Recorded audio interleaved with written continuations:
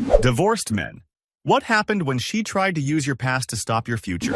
Story 1. I'm 37M, divorced 3 years. My ex, Kayla, 34F, cheated, blew up our finances, and then spent the divorce painting herself as the victim. I finally got my life together this year. New apartment, new job, and a serious girlfriend, Emma, 29F, who actually likes boring things like budgets and boundaries. Kayla found out I'd proposed to Emma. 2 days later, Emma got a Dropbox link from an unknown email. Before you marry him, you should see this. It was a folder titled, The Real My Name, screenshots of my old drunk texts, a video from years ago where I punched a wall during a fight, my therapy intake form that Kayla once photographed without asking. No context. No mention that I'd been sober 2 years, or that the punching the wall night was when I just found out she was cheating. Emma sat me down and played the video. Is this you? Yes. Is this who you are now? I just told her everything. The panic attacks, the Xanax, the night I scared myself more than I scared her. How I started therapy when our son asked, Daddy, why are you always sad? Emma listened, then opened her laptop and started typing. I thought she was writing a breakup message. She was replying to Kayla. Thanks for sending this. It shows exactly how broken he was and how hard he's worked. I'm proud of the man he is now. But you? Using his worst moments to sabotage his future is exactly why you're his ex. Kayla went nuclear. She threatened to send the video to my boss, so they'd know who they hired. Emma beat her to it. She walked into my manager's office with me, explained everything, and showed proof I'd disclosed my mental health issues during hiring. My boss looked at the video, then at me. Honestly, I see a guy who hit rock bottom and climbed out. She's the problem here. Kayla tried to weaponize the past. Instead, she accidentally built the perfect character witness for my future. I didn't hide anything, and everyone saw exactly who was still stuck in the old story. And it wasn't me. Story 2. My ex-wife thought she was the main character of my life, even after the divorce. We share 2 kids. I, 40, started dating again last year and met Mia, 35F. Mia's a single mom, lawyer, and the first person who didn't treat me like that divorced guy with baggage. When my ex, Lauren, 38F, found out Mia was a lawyer, she decided the universe had given her a new weapon. Suddenly, I get served. Lauren wanted to revisit custody because my unstable history made me a danger. The petition quoted my worst years like a highlight reel. The time I got arrested at 22 for a bar fight. The rage texts from when I found out she was cheating. Screenshots of me venting in a private group chat about feeling suicidal after the separation. In court, Lauren's attorney painted me as a ticking time bomb. Lauren even teared up and said, I'm just scared he'll snap again. For the kids, then Mia, my boring, calm girlfriend, stood up as my witness. She calmly laid out the full story. My court-ordered anger management after that ancient bar fight, my clean record for nearly 2 decades, my therapist's written statement, my stable job, my spotless co-parenting record. She even presented text logs showing Lauren repeatedly threatening to ruin me if I ever moved on. Then Mia asked Lauren one question. Since the divorce, has he ever missed pickups, been late with support, or been reported for abuse? Lauren had to say no. On record. Under oath. Judge looked at her and said, So what you're really objecting to is that he has a future with someone else. Petition. Denied. Custody. Unchanged. But the judge added a note about Lauren's attempted alienation and misuse of the court to settle emotional grievances. Lauren tried to drag my past into the present to kill my future. Instead, she walked out of that courtroom with the judge's warning and my attorney's quiet offer. If you keep weaponizing his history, we'll ask for more custody. And after today, we might actually get it. She hasn't filed anything since. Story 3. When my ex and I divorced, I accepted being the villain in her story. I'd cheated once, confessed, and we were done. No excuses. I was 32, insecure, desperate for validation, and stupid. Now I'm 39M, and my entire personality is guy who refuses to repeat his worst mistake. I met Sophia, 31F, at a parenting workshop. She knew I was divorced, knew I'd cheated before, and still wanted to see where things went. We took it slow. For a year, it was just coffee, museums, and me panicking over every boundary because I refused to hurt anyone like that again. Enter my ex, Hannah, 37F. She found out I'd introduced Sophia to our 8-year-old daughter. She flipped. First, she called Sophia from a blocked number and said, Do you know he cheated on me while I was pregnant? He will do it to you too. Then she sent Sophia a PDF, a timeline of my affair, with dates, screenshots, therapy emails, like a prosecution file. Sophia didn't respond. Instead, she forwarded it to me with one sentence. Come over. We need to talk. I braced for the breakup. Instead, when I walked into her place, the PDF was printed and spread all over the table. Sophia had color-coded it. "This is ugly," she said, "but it's 10 years ago. And everything since then looks like a man trying hard not to be that person again." She had my therapy attendance, my sobriety chip photos, I quit drinking after the affair, texts where I'd told Hannah she deserved better than endless apologies and excuses. Then she showed me the last page. Hannah's message. "You should leave him now. He doesn't deserve happiness after what he did." Sophia looked me dead in the eye. "I'm not ignoring what you did. I'm choosing based on who you are now." She wants your worst day to be your forever sentence.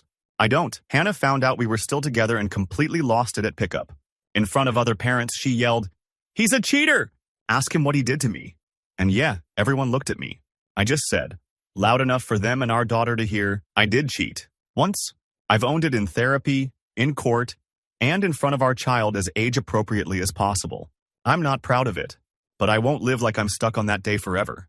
And neither should you." The other parents awkwardly shuffled off. One mom later messaged me, "Honestly, the way you handled that said more than her screaming. My past is real. I'm not the good guy in that chapter." But Hannah trying to freeze me there in front of everyone backfired. People saw who was actually trapped in the past, and it wasn't the cheater she was screaming about. Story 4. My ex decided if she couldn't have me, nobody respectable would. After our divorce, I, 42M, went back to school part-time, finished the degree I dropped when we got married, and eventually applied for a promotion at work. Team lead for a youth program. It meant more money, better hours, and, yeah, a future I was really proud of. The night before my final interview, HR emailed, "We've received an anonymous complaint and some documents regarding your past. We'll still meet tomorrow, but please be prepared to address them." My stomach dropped. I knew exactly who that was. Years before, during the worst part of our marriage, I'd had a breakdown. I was briefly hospitalized after a suicide attempt. It's something I'm not ashamed of anymore, but it's not something you want ripped out of context in a professional setting. I walked into HR the next morning. On the table, my old discharge papers. Screenshots of texts where I'd said I wanted to disappear. An email from my ex describing me as emotionally unstable and dangerous around kids. My future boss looked at me and said, "We want to hear your side." So I told them. Everything.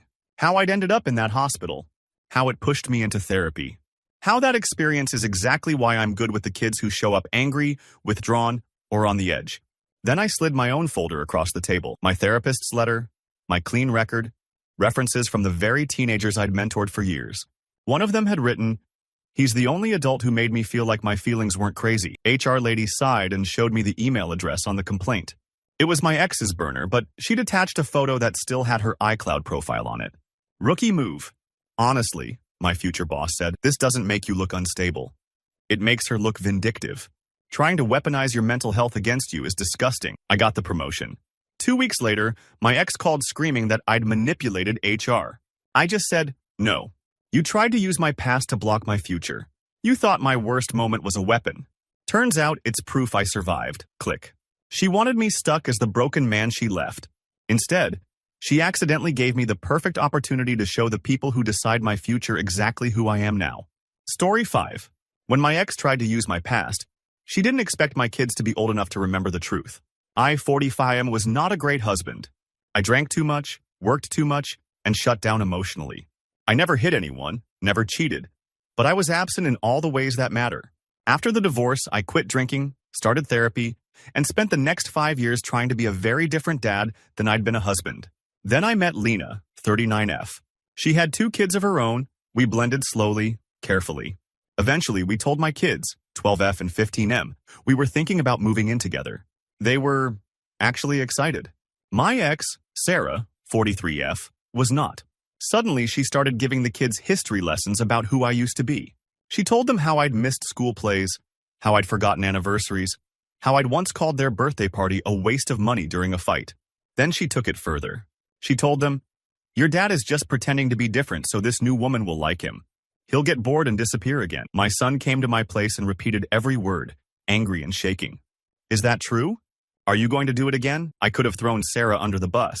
Instead, I looked him in the eye and said, "She's right about who I was, not about who I am now." Next week, there was a school event where divorced parents were invited to a family circle talk. They had us answer questions in front of the kids about mistakes and change. I didn't know Sarah had volunteered us. She wanted a public stage. In front of teachers and students, she said, he was an absent father.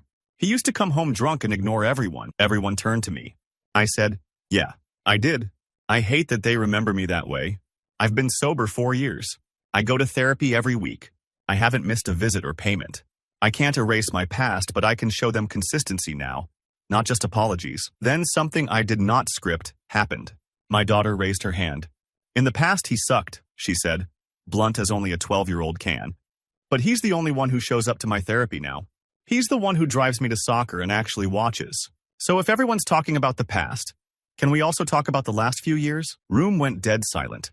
Sarah's face turned red. She tried to jump in. Honey, you don't remember how bad it was. My daughter cut her off. I remember enough. I also remember who's still trying. My ex tried to freeze me in the worst version of myself to stop me from building a new family and future. Instead, she handed the mic to the one audience whose opinion actually mattered. Our kids.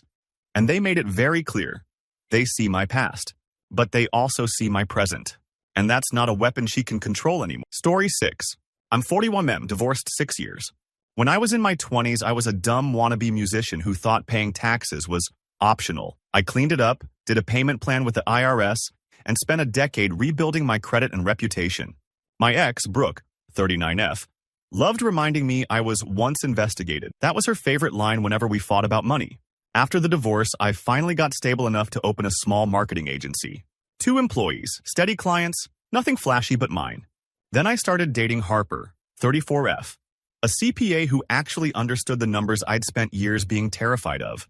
We got serious, started talking marriage, and she suggested we apply for a mortgage together. 2 days after the bank ran its checks, they called and said they'd gotten concerning anonymous documents about my financial past and were pausing our application. Brooke had emailed the bank my old IRS letters, screenshots of my teenage "I'll never pay the government a cent" Facebook posts, and even a rant where I joked about money laundering in a band group chat. Zero context, just vibes. Harper insisted we go to the branch in person. We sat down with the loan officer, who slid the printouts across the table like some courtroom drama. Before I could open my mouth, Harper spoke. Yes, those are real. Yes, they're old. And here, she said, placing a neat folder on top, is 10 years of spotless returns I filed for him. The IRS clearance letter, his business registration, and a letter from our bank about his payment history. The officer actually smirked. Honestly, I see someone who screwed up young and then overcorrected. Whoever sent this clearly wanted to tank your application. Then he pointed to a line in one of Brooke's emails. Someone like him should never own a home. He's a fraud. He raised an eyebrow. Odd how she says that, but also repeatedly confirms you've paid every cent of child support early. We got approved. The house is in both our names. Brooke called me later, furious. Enjoy your little mortgage scam while it lasts. I know who you really are. I laughed for the first time in years about my old mess. The difference, Brooke? You're still trying to punish the guy I used to be. The bank and my fiancé are investing in the man I actually am. She tried to use my past to block our future, and accidentally handed us the perfect audit of how far I'd come. Story 7. My ex thought my past addiction would be the kill shot. I, 39 am 6 years clean from pills. The worst years of my life were 29 to 33. DUIs, lost jobs, rehab, relapse. When my ex-wife Jenna, 37F, left, I was angry, but I got serious. I finished rehab, got a sponsor, stayed clean. Fast forward. We've been divorced 4 years, co-parenting our 10-year-old daughter. I meet Tessa, 32F, at a volunteer event for a recovery nonprofit. She knows I'm an addict from day one.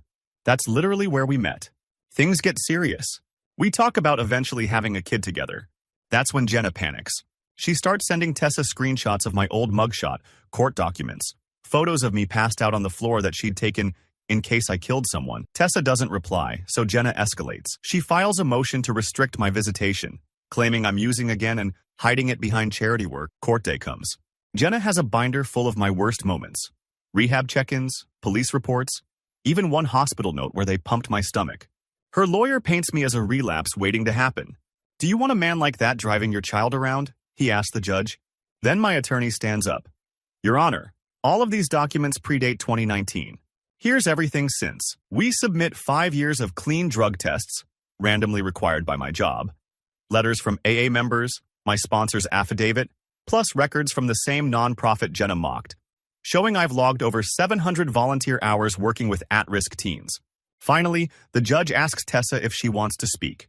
She's nervous but stands and says, "I've been sober 3 years." I met him because he was giving a talk to people like me about how not to end up where he did. His past is why I trust him around kids. He knows exactly what rock bottom looks like and doesn't glamorize it. Jenna rolls her eyes and blurts, "This is all an act." He's always acting. The judge turns to her. "If you have any current proof of drug use, now is the time." She doesn't. Because there isn't any. Motion denied. The judge increases my parenting time, saying he sees consistent rehabilitation and stability on my part and malicious exaggeration on hers. In the hallway, Jenna hisses, "You don't get to move on. Not after what you put us through." I look at her and, for the first time, don't feel small. I can't undo the past, but I don't owe you a lifetime sentence.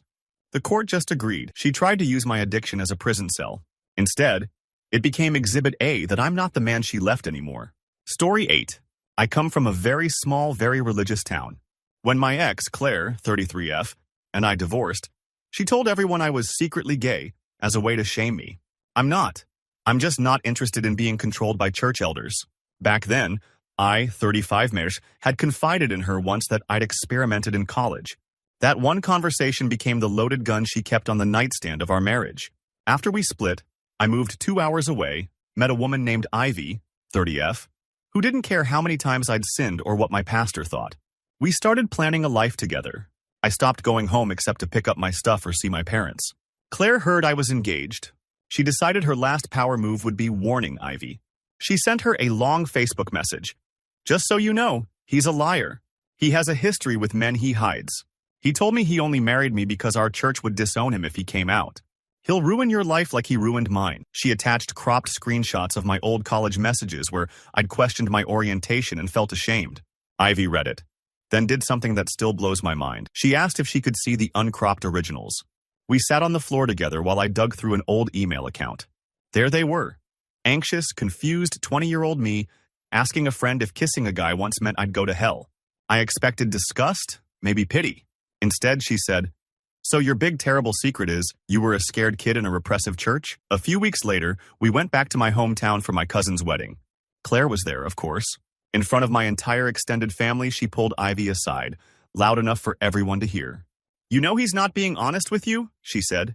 "Ask him who he used to sneak around with." Ivy just smiled and replied, "You mean the college story he told me on our third date? The one that explains why he left a church that uses fear instead of love?" "Yeah, I know. I love him more because he stopped letting people like you use it against him." The older ladies at the table pretended not to listen but absolutely were. One of my aunts later hugged me and whispered, "I'm sorry we made you so scared back then." Claire stormed out halfway through the reception.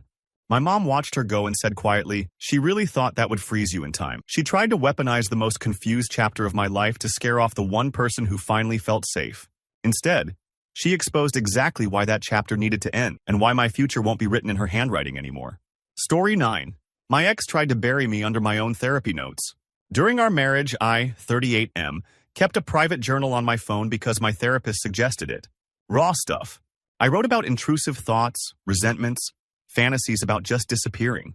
Nothing I'm proud of, but it kept me from screaming all the time.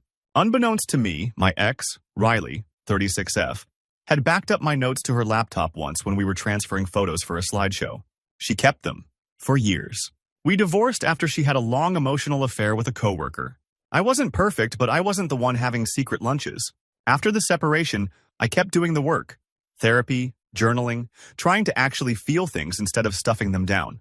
3 years later, I met Nora, 33F, a teacher who's big on mental health. We connected over the fact that both of us had panic attacks in grocery stores for no reason. It was weirdly comforting. When we went public on social media, Riley snapped, she made a TikTok, a whole slideshow of my old journal entries, screen recorded from her laptop. I fantasize about just driving into a tree. Sometimes I hate my family. I want to run away and never come back. She added captions like, "This is what he wrote while pretending to be a good dad," and "Do you want this man around kids?" It got traction. Coworkers saw it. Parents from my kids' school saw it. Nora saw it. I was ready for Nora to bail. Instead, she showed up at my place with printed screenshots. "Did you write these?" she asked. "Yeah," I said. "And I'm not proud. But they were thoughts, not plans. I was drowning." She nodded. "Riley just publicly posted your private mental health records. That's not a gotcha. That's abuse." Then she did something insane. She stitched the TikTok.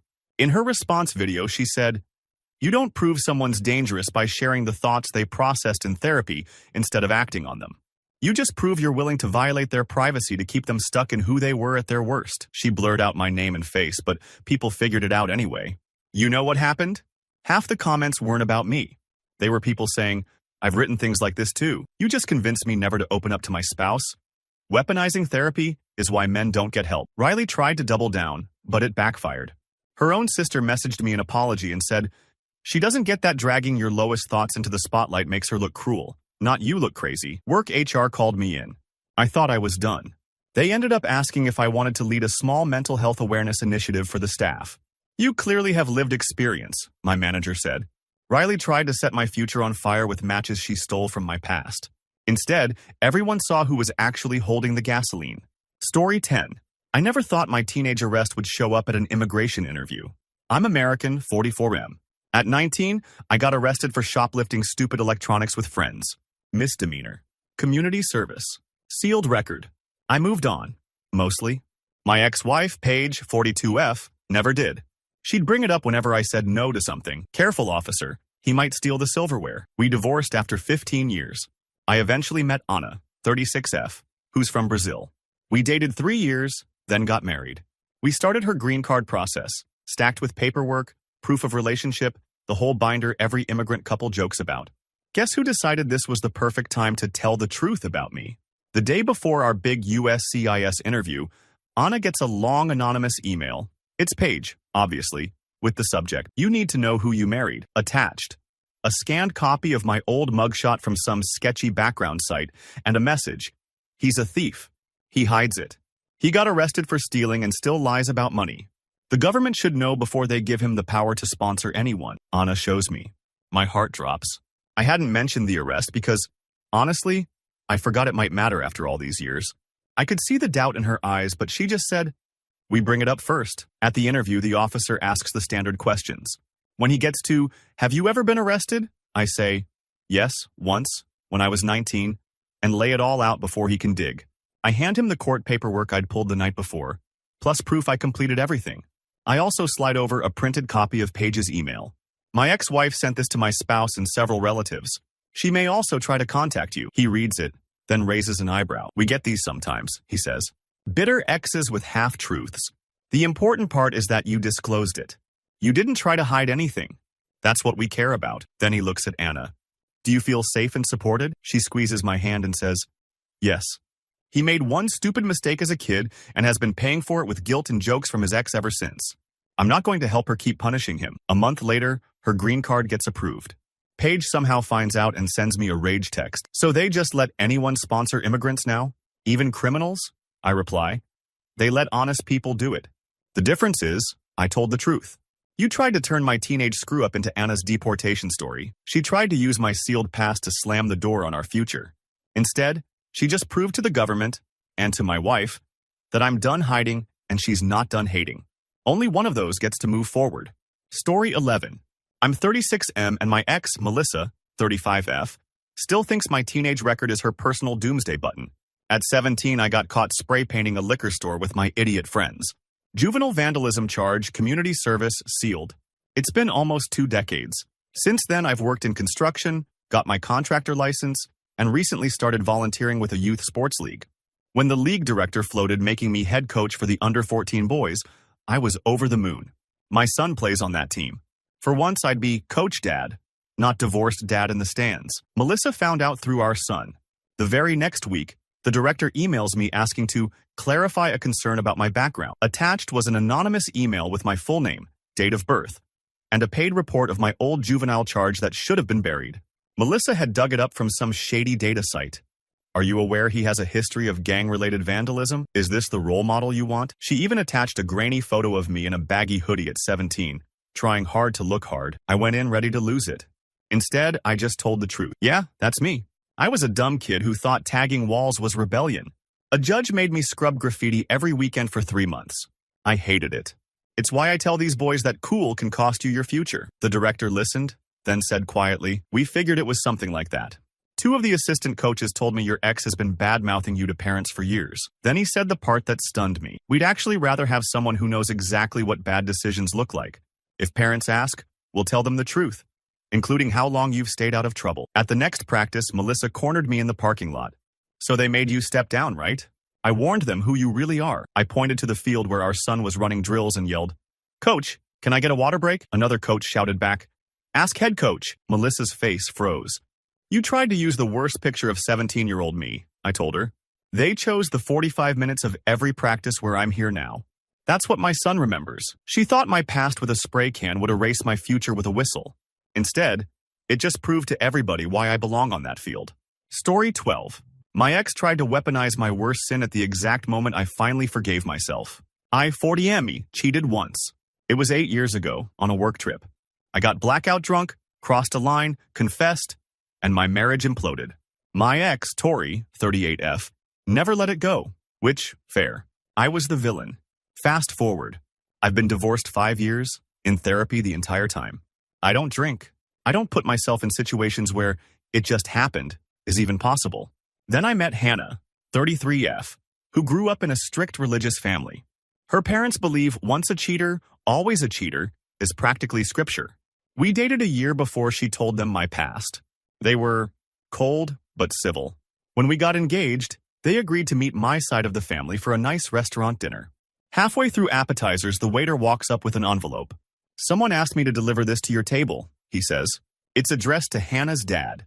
He opens it and out slides printed screenshots, my old texts to the woman I cheated with, hotel confirmations from that trip, even the email where I'd confessed to Tori. I kissed her, we slept together, I hate myself. On top is a note in Tori's handwriting. "Before you let this man into your family, you deserve to know who he really is." Hannah goes white. Her parents stare at me like I'm something they stepped in. I could feel the room spinning. Then Hannah picked up the envelope, looked at every page and said, "These are 8 years old. You sent them to your wife at the time and then spent months begging her to go to counseling. That doesn't excuse anything, but it doesn't make you a liar now." Her dad snapped, "Once he broke the covenant, why trust him? You'll be next." That's when my usually quiet mom spoke up. "He broke the covenant, yes. He also hasn't touched a drop of alcohol or missed a therapy session in 8 years. Tori sending this tonight wasn't about protecting your daughter. It was about punishing my son for daring to have a future." You could hear forks clink 2 tables away. Hannah turned to me. "Did you hide any of this from me?" "No," I said. "You've read those emails on my phone. I walked you through every ugly detail." She faced her parents. "Then this isn't new information. It's just my ex using old pain as a party trick." We finished dinner. It was tense, but we stayed. On the drive home, Hannah said, "I'm still angry you ever put yourself in that situation.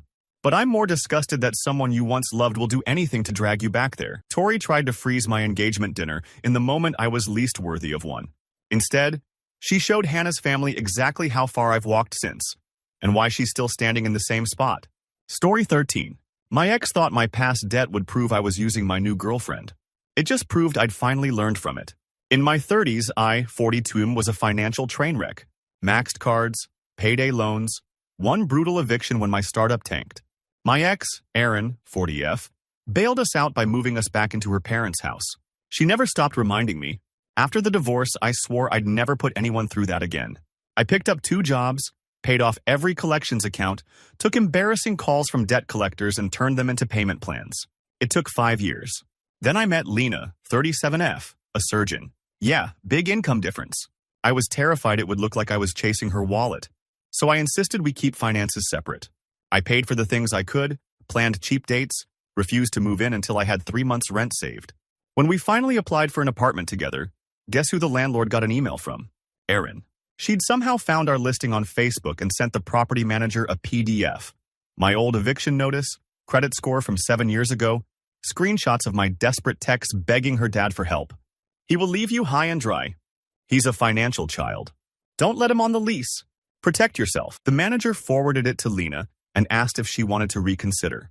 I was mortified. I offered to back out, told Lena to put the place in just her name, that I'd find a studio and we could still date. I was already mentally moving into some sad basement. Instead, she said, "We're going down there together." We walked into the leasing office, and Lena laid it out. My old debt, the eviction, the exact date I made my last payoff. She showed them my current credit report. Not perfect, but miles from where it was. Then she said, "If you're worried about risk, put the lease primarily in my name. But understand this. The man she's describing is the reason I trust him. He already paid the price for not taking money seriously. He won't go back. The property manager glanced between the email and the updated documents and finally shrugged.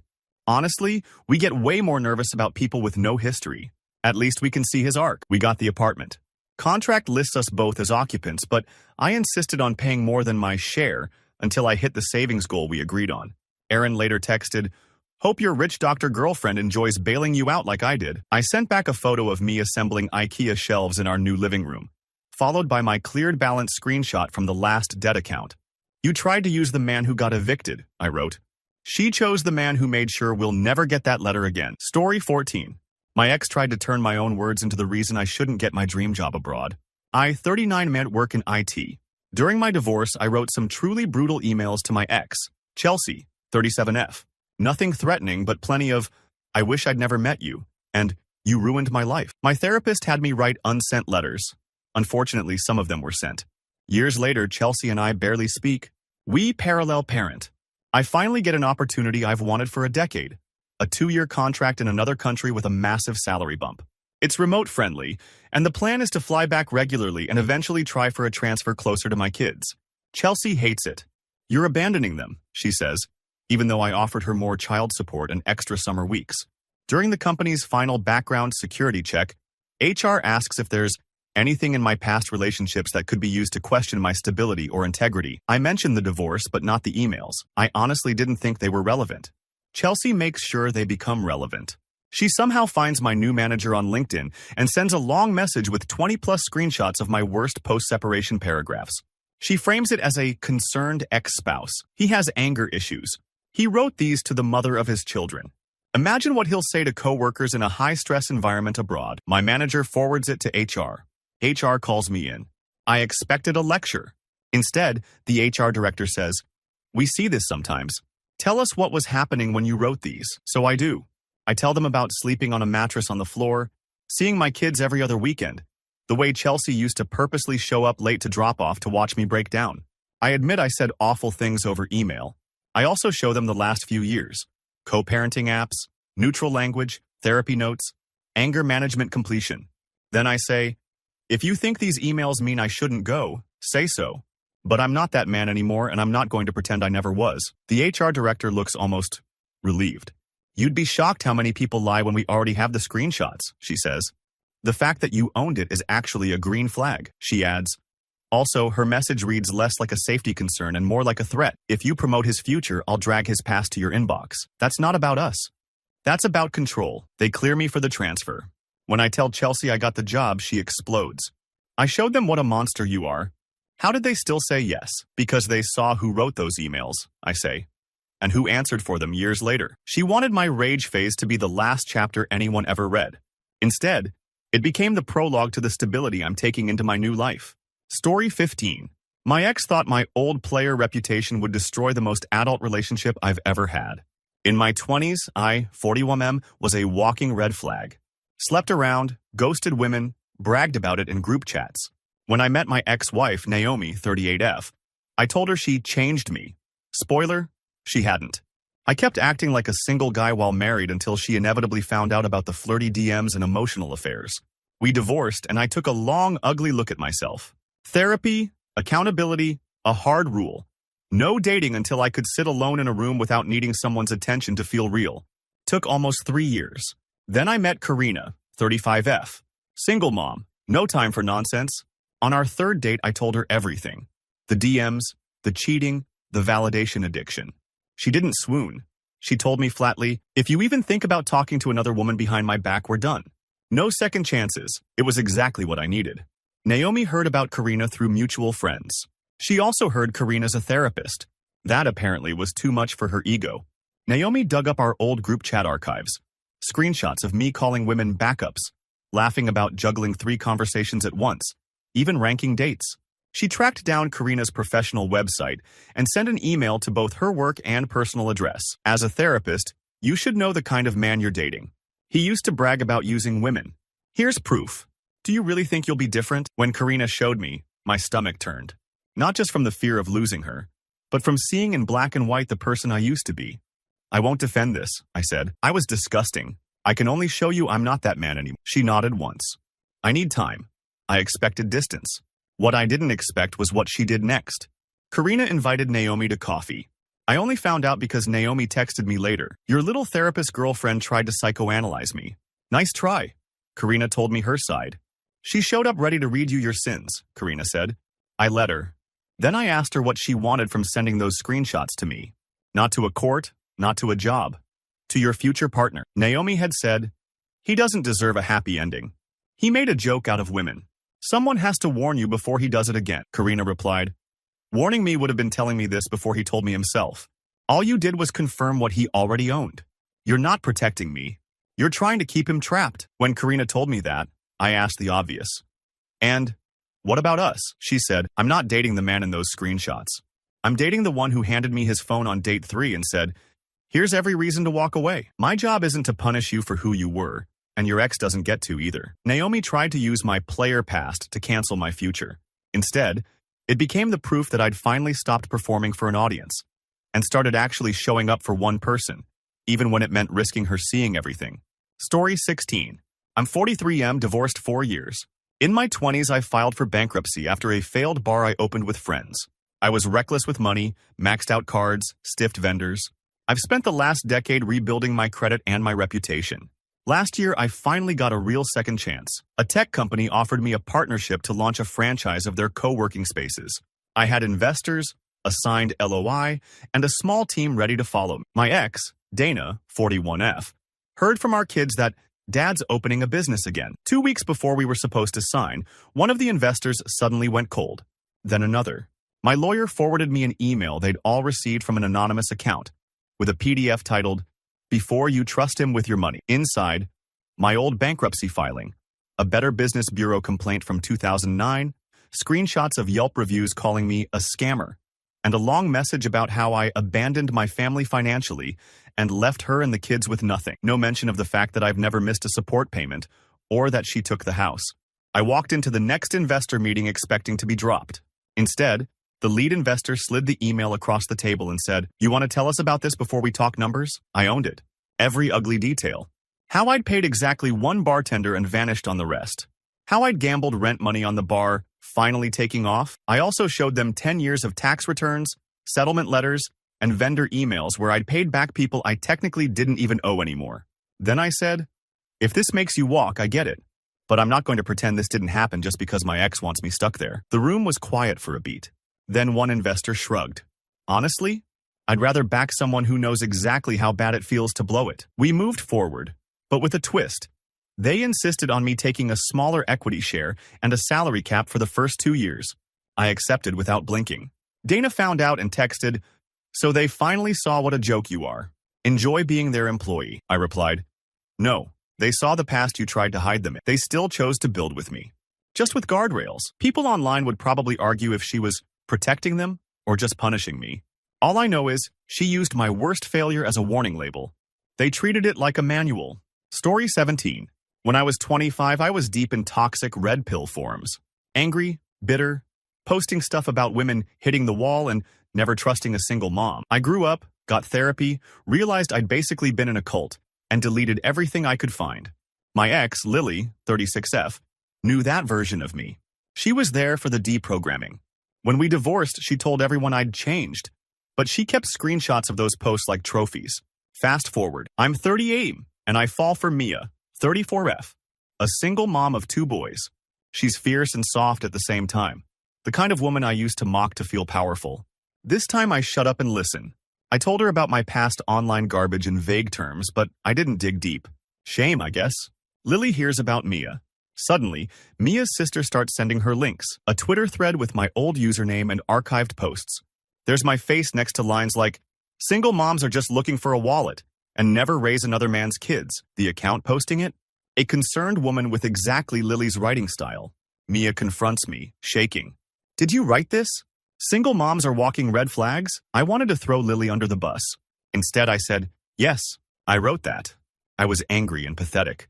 I hadn't even met you yet, but I talked like I knew everything. She didn't yell. She just said, I have 2 boys who've already had one man walk out. I can't let another guy who secretly hates us into their lives. I asked for one chance. Let me show you who I am now. Not with words, with time. If you see even a hint of that guy, I'll I'll walk before they get attached. Then Mia did something controversial. She invited Lily for coffee, without telling me. Later, she told me what happened. Your ex thought she was saving me, Mia said. I asked her why she married a man she supposedly knew was like that. She didn't have an answer. Just kept saying, he's dangerous to women like us. Mia looked at me. I'm not ignoring what you wrote, but I've watched you do homework with my kids. Listen to them. Apologize when you're wrong. I'm making my decision on that. Online, half the comments would crucify me for ever thinking like that. The other half would say Mia's insane for giving me a chance. Lily tried to freeze me as the guy who posted those threads. Mia decided to judge the man who cooks dinner on Tuesdays and sits through parent-teacher meetings instead. Does that make her naive or just brave? Depends which piece of my past you think deserves more weight. Story 18. I, 45 Mies, had a restraining order once. Hearing that, most people already pick a side. 10 years ago, during a spectacularly bad breakup before my marriage, my then-girlfriend filed after a screaming match in a parking lot. No physical violence, but I followed her to keep talking when she'd clearly said no. Judge granted a 1-year order. I took the hit, went to anger management, learned what no actually means. I told my ex-wife, Jenna, 42F, about it when we started dating. She said she appreciated the honesty. Apparently, she appreciated it so much, she printed the court paperwork and kept it. We divorced 3 years ago. Now I'm with Zoe, 39F, who has a daughter from her previous relationship. We applied for passports because Zoe got a job opportunity abroad. The plan. If it worked, I'd follow in a year. Big leap, but exciting. Out of nowhere, Child Services shows up at my door. Someone reported that a known domestic abuser with a restraining order history was trying to take a minor out of the country. They had everything. The old court documents, screenshots of arguments with Jenna taken out of context, even a blurred photo of me in that parking lot from a decade ago. It was Jenna. She admitted it later. The caseworker interviewed Zoe and her daughter, then me. They asked tough questions. Have you ever hit anyone? No. Have you ever violated a protective order? No. They checked my record. Nothing since that one order. Then the caseworker said something that stuck with me. The concern isn't that you had a restraining order. It's whether your behavior shows a pattern. Right now, we see a single event and a lot of evidence you changed. Zoe's daughter, 14, no filter, asked if she could say something. He's the only man who actually leaves the room when I say I don't want to talk, she said. Too many grown-ups keep pushing. The case was closed. No further action. Jenna later texted, if the system actually cared about women, they'd have stopped you. I replied, the system cared enough to look at everything, not just the worst 15 minutes of my life. There are people who'd say Jenna did the right thing using every tool to warn Zoe. Others would say she weaponized a lesson I'd already learned the hardest way. Meanwhile, the future she tried to stop is packing boxes and learning a new language. Story 19. My ex thought my old porn addiction would destroy my shot at a healthier, more public relationship. I, 39M, spiraled into porn and paid content during the loneliest years of my marriage. We barely touched, never talked. Instead of facing it, I disappeared into OnlyFans and cam sites. It blew up when my ex, Rachel, 37F, found charges on our joint card. She was humiliated. We divorced a year later. I got serious help. Therapy, accountability software on my devices, men's groups. I still hate who I was, but at least I stopped pretending I didn't exist. Then I met Faith, 33F, a youth pastor. Yeah, I know. We met volunteering at a food pantry. We took it slow. On date 5, I told her the whole story, down to dollar amounts. She didn't run. She set boundaries. No secrecy, full transparency. We start dating seriously, and her church finds out. Most of them are cautiously supportive. Then someone, guess who, mails an anonymous envelope to the head pastor. Inside, printed bank statements from years ago highlighting payments to adult sites, screenshots of my old accounts. Rachel apparently took photos. And a note, this man is a sex addict. Do you really want him around your young women? The board calls Faith in. They strongly advise her to end things. They also suggest I stop volunteering. Faith asks if I'll attend a meeting with them. I agree, fully expecting to be paraded as a cautionary tale. In that room, they lay out everything. I don't deny a single charge. Instead, I hand them letters from my therapist and group leader, plus a screenshot of the accountability software reports I've been sending to my sponsor for 3 years. Clean. Then I say, you can decide I'm not welcome here. That's your right. But using old statements without context to define me forever is exactly why most men with this issue lie until it explodes. One older board member looks uncomfortable. My son struggled with this, he admits. He never told anyone because he thought we'd treat him like a predator. Faith says quietly, this isn't about pretending he never hurt his marriage. It's about whether we believe people can actually change, or if we only like redemption stories and sermons. In the end, they ask me to step back from youth events for a while, but don't ban me. Faith keeps her job. We keep dating. Rachel's furious. You conned them, she texts. I showed who you really are. Maybe people online would say she's right, that some sins should permanently disqualify you. Others would say she crossed a line mailing my private financial history to a church. All I know is, she tried to make my browser history the final word on my life.